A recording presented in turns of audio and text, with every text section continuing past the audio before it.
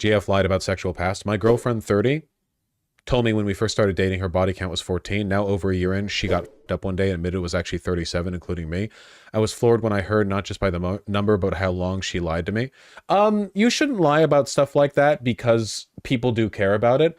But the reason why girls lie about it is because they get shamed and hated for it. So this is kind of like a reciprocal, this is like an Ouroboros basically, where lying is bad, she shouldn't have lied, but the reason she lied is because she correctly assumed that she would be judged for it.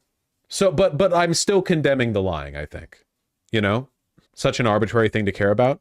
I agree, but a lot of people care about it. You know? Yeah, don't listen to anything chat has to say about body count, because there are a lot of people in chat who are either like A, lying, or B, are that particular kind of like queer Tumblr, Reddit, Twitter, you know, late 20s, early 30s trans polycule person who has a massive body count because they just have like 16 partners and they f***ed all their partners. And by what they mean is they got insanely high and then did like hand stuff with 3 people at once, but they didn't remember it the next morning. And they talk about how they have like 27 husbands and wives and stuff. Like basically many of them are having sex in the most like facile and unsatisfactory way possible, and the numbers are being inflated in ways that you couldn't. The only time a body count matters is in the context of heterosexual pairings, because homosexuals play by different rules and it's not fair. If you have a body count that's high as a straight guy, you're putting work in. And if you have a body count that is high as a straight girl, you're probably getting run through a lot. God bless them, all right? But if you're a homosexual, you're like a lesbian and you get fingered by 3 girls at the bar, your body count goes up by 3? I don't know about that one. I say body count, let's keep that number to the hets, okay? All right? It's not like queer people give a fuck about body count anyway. Stealing our culture. I say R as though I'm straight. They caught me. Ha! Oh, no, wait, I mean, I'm just straight coded. I'm not straight. Remember that one body count slop video where the fat bear said his was like 1,500? Yeah, if you're going to like a gay bar and you're getting throat by like 8 dudes a night at the glory hole, I don't care about your body count. It's uninteresting to me. You're not doing the same thing. You're not like, the body count is meant to be indicative of life experience, and there's no relationship between what that count means to you and what it means to a heterosexual like Silicon Valley tech worker who, you know, unironically asks his bros what cologne he should use before he goes on a first date with a girl who's only going on a date with him because she wants free dinner, okay? You have nothing on the work they put in. What about gay Silicon Valley tech workers? You mean gay men in San Francisco? Their body counts count the least of all. I know what goes on down there. You mean Folsom City? The least count. Lol saying body count doesn't matter is the political answer, lol. If it doesn't, why would it naturally hurt us? This is what I mean about therapy. Like, examining and being able to, like, be self-critical and introspective when it comes to stuff like this. Why would it naturally hurt us? What does that mean? Like, natural feeling? What do you mean by that? You know? You should examine that. You should like look into that. Look, if it's a FOMO thing, okay, I'm going to be real here. As a guy who just doesn't really care about body count, there are definitely things a partner of mine could do or say to make me feel jealous, okay? There is a narrative here that I think there's some legitimacy to. And it kind of feeds into the red pill or incel narrative, but it's a real thing, so I'll address it. I'll give it like the space, okay? We're holding space for this narrative.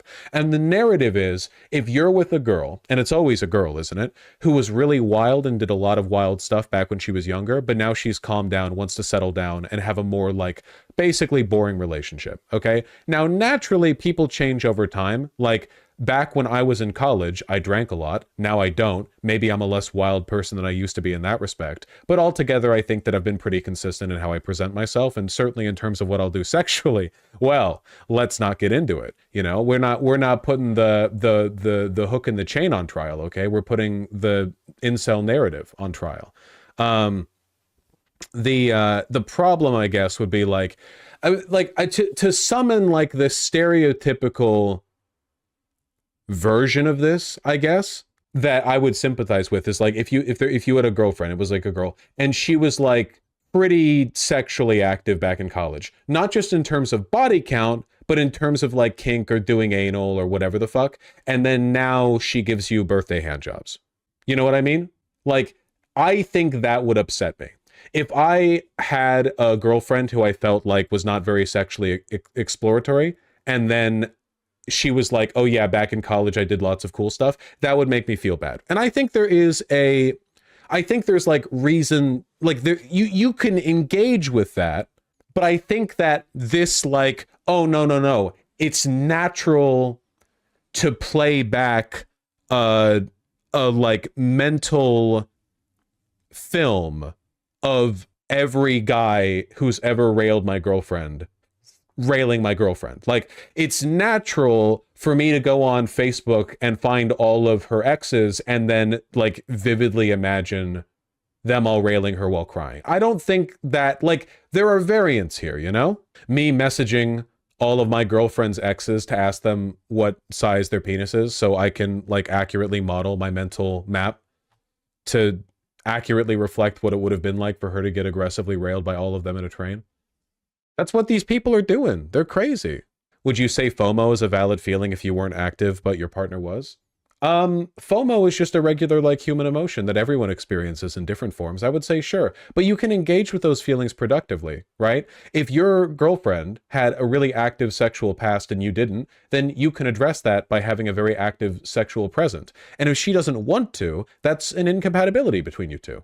That's fine. Like that happens. If your girl kind of wants to chill down or chill out and isn't down to do as much stuff, and you do want to do more stuff, that's an incompatibility.